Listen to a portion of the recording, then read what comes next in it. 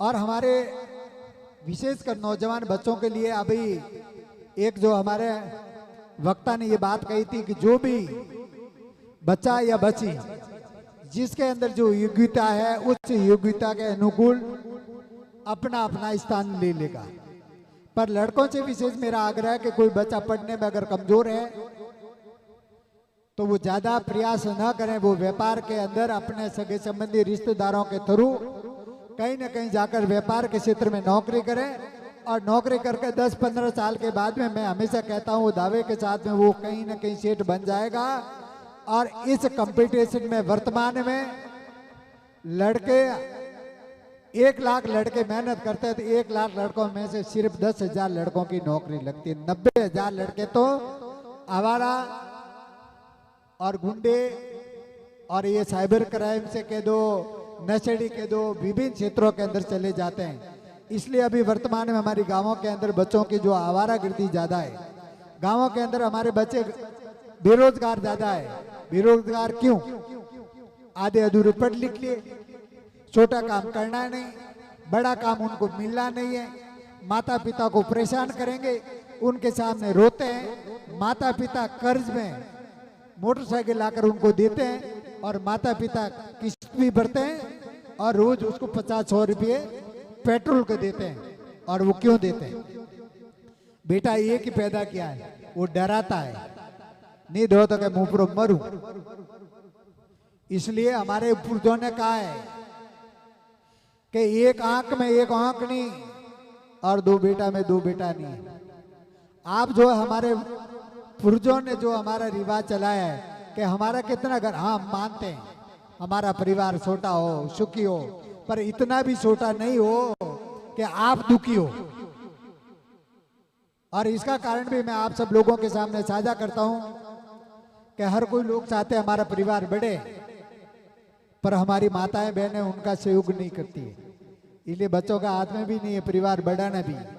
तो आप सब लोग इसके लिए कोई न कोई ऐसा तोड़ निकालें, एक विकल्प निकालें जिससे हमारा समाज शिक्षा के क्षेत्र में, व्यापार के क्षेत्र में, कृषि के क्षेत्र में, पशुपालन के क्षेत्र में और राजनीति के क्षेत्र में आगे बढ़े।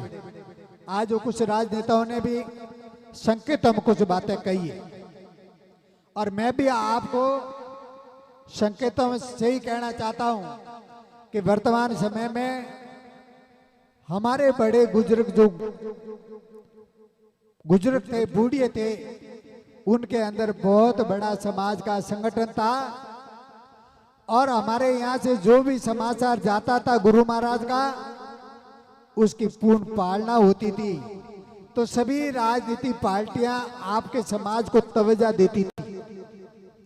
वर्तमान में सोशल मीडिया के माध्यम से हमारी नौजवान पीढ़ी हर किसी को एमएलए बनना है, एमपी बनना है, प्रधान बनना है, कहीं न कहीं राजनेता बनना है। और इस वजह से हमारी समाज की एकता व अखंडता दूसरे समाज को टूटती नजर आ रही है। और वो आगे जाकर ये बोलते हैं इस समाज के अंदर तो 10 नेता है, इस समाज के अंदर 10 एमएलए हैं, इसमें 50 एमपी, अब किसको टिकट दोगे? आप कोई भी दावेदारी करने से पहले कम से कम अपनी औकात तो नाप लो कि मेरी योग्यता है कि नहीं, मेरी उम्र है कि नहीं, मैंने इस समाज के लिए, मैंने इस जाति के लिए कुछ किया कि नहीं, मैंने कुछ दिया कि नहीं दिया। आपने दिया 1 टका नहीं, आपने 1 पै का काम किया नहीं। कभी समाज के किसी व्यक्ति के साथ में कहीं हॉस्पिटल में, कहीं पुलिस स्टेशन तकलीफ पड़ी तो गए नहीं। मजबूरी में लोग अन्य समाज के लोगों का सहयोग ले रहे हैं। क्यों ले रहे हैं? आपके अंदर भय है और जब तक ये भय आपके अंदर से नहीं निकलेगा तब तक आप आगे नहीं बढ़ पाओगे। तब तक अभी तक वर्तमान में ये कैकड़ों जैसी जो हमारी स्थिति है, एक दूसरे को पीछे ले जा रहे हैं, एक दूसरे को खींच रहे हैं।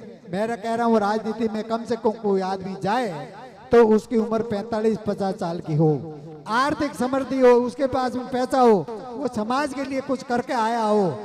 और मैं कहता हूं ऐसे लोगों को आप सब समाज को आगे बढ़ाना चाहिए। मैं संकेतों के कहते के साथ में और ये भी बात कहना चाहता हूं कि इस बार जो हमेशा सोचते हैं, जो हमेशा होता है, वैसा मुझे नजर नहीं आ रहा है। इसलिए अगर आपके साथ में कहीं भी बदमाशी हो, अन्यायी हो, तो आपको मेरी बात को मानना, और मानोगे तो सुख पाओगे, वरना पूरे जीवन भर जियोगे तब दुख पाओगे। मैं तो ऐसा गुरु एक बार कहता हूं, बार बार कहने का मेरा आदत में नहीं है, मेरे जो है सिद्धांत में नहीं। इसलिए आप जितने हमारे नौजवान हैं, वृद्ध जन यहाँ मेले में आए हैं, मेरी आवाज को सुन रहे हैं कि हम जो हमारे परम गुरुओं के जो आदेशों की पालना करते थे, वैसे वर्तमान में भी हम उन्हीं आदेशों की पालना करेंगे तो निश्चित ही हमारा समाज राजनीति के क्षेत्र में आगे बढ़ेगा। राजनीति के बगैर गांव के अंदर आपने देखा होगा, अभी गांव के अंदर जब लड़ाई होती है, झगड़ा होता है, तो पुलिस स्टेशन में आपका मुकदमा दर्ज नहीं करता कोई व्यक्ति। क्यों नहीं करता है थानेदार, क्यों नहीं करता है पुलिस वाला? क्योंकि आपके अंदर राजनेताओं में या राजनीति में लोग हैं नहीं, इसलिए आपसे डरते नहीं। इसलिए आपको राजनीति के क्षेत्र में भी जगना चाहिए। अभी आपने देखा होगा जोधपुर के अंदर सभी समाजों के बड़े बड़े महाकुंभ हुए, और अभी कल परसों आपने देखा होगा चाचौर के अंदर भी बहुत बड़ा समाज का महाकुंभ हुआ। ये सब क्या है? जो समाज छोटे हैं वो भी इतना मेहनत व प्रयास कर रहे हैं, और मैं कह रहा हूं जो मेहनत करेगा, प्रयास करेगा, पुरुषार्थ करेगा, उसको अवश्य कुछ न कुछ लाभ मिलेगा। ये आप देखते रहना। और हमारी जो प्रतिभा है उनको विशेष ये कहना है कि आप जो है अटल इरादे के साथ में, कड़ी मेहनत व परिश्रम व पुरुषार्थ के साथ में लगे रहोगे तो परम पूजनीय परम वंदनीय संत राजाराम जी महाराज साहब के असीम आशीर्वाद से और परम पूजनीय परम वंदनीय संत देवाराम जी महाराज साहब व कृष्णाराम जी महाराज साहब की कृपा से आपको लाभ व अपना यथा योग्य पद प्रतिष्ठित हो जाओगे, ये हमें पूरा विश्वास है। हमारे जागृति मंच के आप सभी लोगों ने बहुत तारीफ की, पर मैं आप सब जागृति मंच वालों की तारीफ नहीं करूंगा। मैं आपकी कमियां बताना चाहूंगा कि हमने ये जो जागृति मंच की जो स्थापना की थी परम पूजनीय परम वंदनीय संत राजाराम जी महाराज साहब के इस पावन तीर्थ नाम से, कि हमारे प्रत्येक गांव का नौजवान इस जागृति मंच से जुड़े। अभी मुझे जुड़ा हुआ पूरा नजर नहीं आ रहा है। हमारा लक्ष्य था कि हमारे गांव के अंदर नौजवानों के अंदर जागृति यानी चेतना लाई जाए। गांव के अंदर हमारे किसी किसान व बड़े बुजुर्ग व किसी निशाय के साथ में अन्याय व अत्याचार होता हो तो आप सब लोगों को उनके साथ में कंधे से कंधे मिलाकर उसका सहयोग करना चाहिए, और लोगों को लगे इसके पीछे कोई है।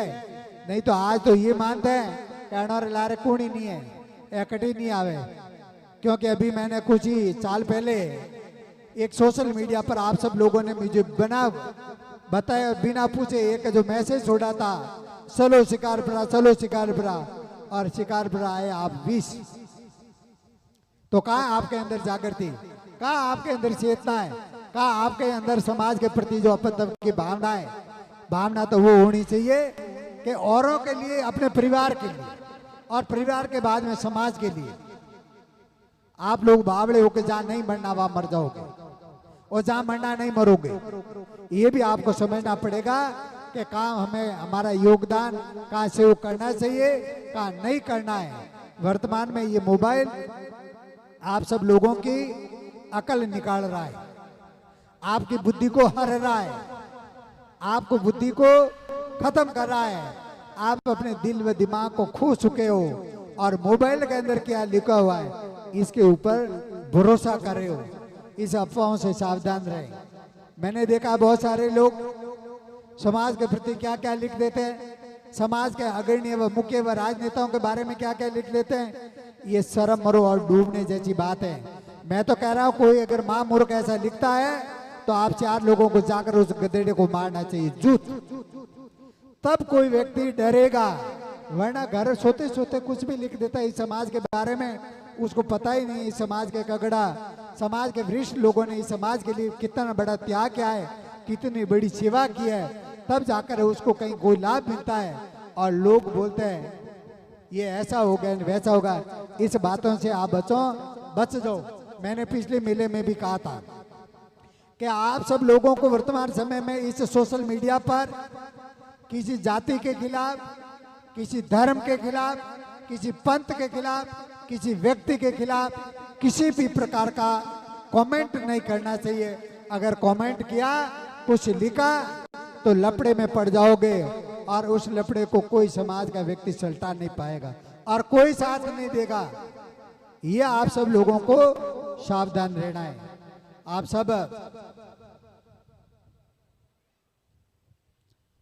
अधिक संख्या में जितने जो समाज के अग्रणी बुद्धिजीव, समाज के शुभ चिंतक व बड़े गुजरक व मातृशक्ति जो इतनी बड़ी संख्या में इस मेले में आज इतने सारे प्रोग्राम होते हुए भी आप आए हो, आप सबको मैं मेरे हृदय के अंतर गहरे से परम पूजनीय परम वंदनीय संत राजाराम जी महाराज साहब से आशीर्वाद लेते हुए, आदेश लेते हुए आप सबके उज्जवल भविष्य की मंगल कामना करता हूँ व आशीर्वाद भी देता हूँ कि हमारे जितने जो नौजवान पढ़े लिखे आगे बढ़े, हमारी बहन बेटियां भी पढ़े लिखे वह आगे बढ़े और उनके घर परिवार का, माता पिता का और हमारे कलवी जाति का नाम रोशन करें। ऐसे में आप सभी बालक व बालिकाओं से उम्मीद रखता हूं। इसी के साथ में पुनः आप सभी भक्तों को शुभ आशीर्वाद गुरुदेव राजेश्वर भगवान सभी भामाशाहों के घर परिवार में, दान दाताओं के घर परिवार में अन्न धन लक्ष्मी के भंडार भरपूर रखें और सभी के घर परिवार में सुख शांति व समृद्धि आवे और अन्न धन लक्ष्मी के भंडार भरे रहें। समय अधिक हो चुका है, इसलिए मैं आप सभी भक्तों को इतने शॉर्ट समय में, मेरी बहुत सारी इच्छाएं हैं, नारी के बारे में बहुत कुछ कहना है, पर आज समय कम है। समय मिला होगा जब और कहूँगा, क्योंकि हमारे संतों ने शास्त्रों में भी लिखा है कि ये तर पूज्यंत नार्या तंत्र रमंत देवा। जिस घर में माँ बहन बेटी का सम्मान है, उसी घर में माँ लक्ष्मी का स्थान निवास है, और जिस घर में बहन बेटी का सम्मान नहीं है, उस घर के अंदर लक्ष्मी जी सिर स्थायी निवास नहीं करेंगे। बोले सतगुरुदेव की जय। ओम शांति शांति शांति। धर्म की, अधर्म का, प्राणियों में सद्भावना हो, विश्व का कल्याण हो, गो माता की सेवा हो, बस गो माता की सेवा हो। हमारा सबका लक्ष्य गो माता की, और ठगाई से सावधान हो।